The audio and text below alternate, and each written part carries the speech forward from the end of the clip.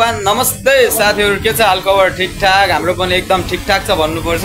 आज चाहिँ म तपाईहरुलाई हाम्रो होटल देखाउँदै छु कि हामी काम गर्ने होटल चाहिँ कस्तो छ। अब हामी यहाँ तपाईको धेरै हैन अब 10 जना नेपाली स्टाफहरु मात्रै 10 जना छौं हैन। अब बाहिरको लागि चाहिँ डाइनिङको लागि टेबलको लागि चाहिँ एकजना देशी भन्नाले पनि यहाँको इन्डियाको एकजना देशी जाति छ। अनि त्यसपछि अनि क्यासियरको लागि पनि 3 जना उनीहरु अनि एकजना म्यानेजर अनि यति छ भन्नुपर्छ। होटल चाहिँ मेन कुरा पहिला चाहिँ यो चाहिँ हाम्रो किचन हो है त।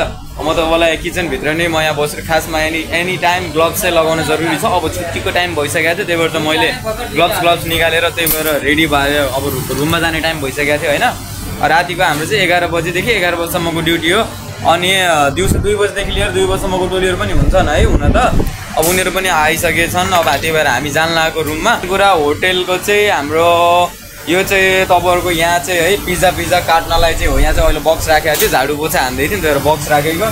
मेन कुरा यो चाहिँ मसिन हो है पिज्जा पास गर्नलाई यो चाहिँ मसिन। उहाँ चाहिँ हाम्रो है यो होटलको मेन सेफ हुनुहुन्छ। उहाँले चाहिँ अब हामीहरूलाई मलाई सबैलाई काम सिकाउने चाहिँ उहाँ नै हुनुहुन्छ। सो उहाँलाई हेरेर हामी अगाडि बढेको है। अगाडि बढेको भन्दा पनि अब ठिकै छ काम। अब आउने जति यो होटलमा जाने जति छ भयो जति चाहिँ काम चाहिँ यो होटलको थर्ड सेफ उहाँ चाहिँ मेकलाइनको एकदमै हिरो। उहाँ नभए होटल त चल्ला तर मेकलाइन नचल्ला भन्ने जस्तै कि अर्डर चाहिँ उहाँले नै क्लियर गर्ने हो सधैँ। अनि उहाँ चाहिँ यो होटलको मेन सिनियर मतलब यो होटलमा के चिजको कमी छ उहाँले सब पुरा गर्ने उहाँको जिम्मा। अब रातिको टाइममा चाहिँ अर्डर क्लियर गरिसकेपछि चाहिँ अब साफसफाइ गर्ने हो है नगर्ने होइन साफसफाइ गरेर जाने हो। अनि यहाँ चाहिँ यो फ्रिजहरू चाहिँ हामीले सामान यताउता चिजहरू राख्नलाई चाहिँ यो भयो 4 र 2 वटा छ होइन राख्नलाई गोलहरू राख्नलाई है। यहाँ चाहिँ भयो हाम्रो चाहिँ कटिङ गर्नलाई यो चाहिँ भेजिटेबलहरू राखेको छ यहाँ चाहिँ है। अनि यो चाहिँ हाम्रो भाँडा धुनलाई मोरी भइसक्यो।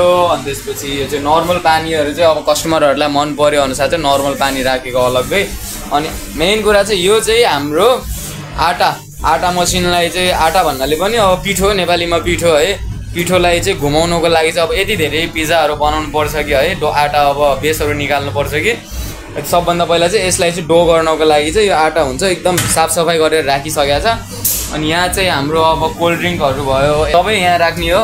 अनि चक्लेटहरू अनि यताउता सबै कुराहरू बटरहरू सबै यहीँ राख्छ। अनि यो चाहिँ हाम्रो पिज्जामा युज हुने चाहिँ भेजिटेबल्सहरू जस्तै पनिरको प्याकेट अब आइसकेको छ है। अब यसलाई कटिङ गरेर राख्ने हो। पास्ताहरू यताउता कटिङ भेजिटेबलहरू कटिङ गरेको डब्बाहरू यहाँ सब रेडी छ। रातिको लागि भनेर चाहिँ हामीले अहिले भर्खर हानेको बेसहरू है यो भर्खर बेस हानेर राखेको। अब प्रुफिङ हुँदैछ यो प्रुफ भइसकेको बेस हो। यो चाहिँ हाम्रो किचनको तपाईँलाई देखाइसक्यो है यो चाहिँ हाम्रो किचन हो। रातिको समयमा हामीले साफसफाइ गरिसक्यौँ। 2 बजीवाला टोलीहरूले चाहिँ मान्छे कम छ त्यही भएर चाहिँ उनीहरू अहिले अर्डर हालेर जान्छन्। अनि हामी चाहिँ बिहान एकजना मासी आउनुहुन्छ मासीले चाहिँ अब साफसफाइ गरिदिनुहुन्छ यहाँ चाहिँ। मेन कुरा अब तपाईँलाई बाहिरको यो चाहिँ हाम्रो डाइनिङ टेबल है यो चाहिँ हाम्रो डाइनिङ टेबल हो।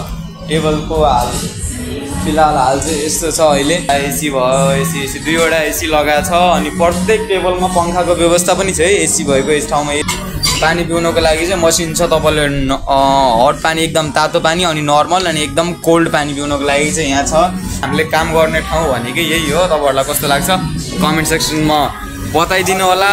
र मेन कुरा चाहिँ हाम्रो साथीहरू जो नयाँ हुनुहुन्छ उहाँ पनि एकजना होइन युट्युब क्रिएटर नै हो। उहाँको युट्युबमा थाहा छ 1000 सब्सक्राइबर थियो होइन तर त्यही पनि उहाँले अहिले भ्लगिङ गर्नु भएको छैन। एकछिन पछि उहाँले पनि अब यस्तै फुडहरूको लागि नै भ्लगिङ गर्नुहुन्छ मेन कुरा। अनि त्यसपछि अब मेन कुरा चाहिँ के हो भन्नाले पनि जो साथीहरू नयाँ हुनुहुन्छ मेरो युट्युबमा चाहिँ है मेरो साथीहरू मेरो दाइ दिदीहरू जो पनि नयाँ हुनुहुन्छ उहाँहरूले भिडियो हेरिराख्नु भएको छ भनेपछि हामीसँग जोडिनको लागि चाहिँ हाम्रो युट्युब च्यानललाई सब्सक्राइब गरिदिनु होला र धेरै माया देखाइदिनु होला। र हामीले पनि हजुरहरूलाई बिर्सिने छैनौँ है।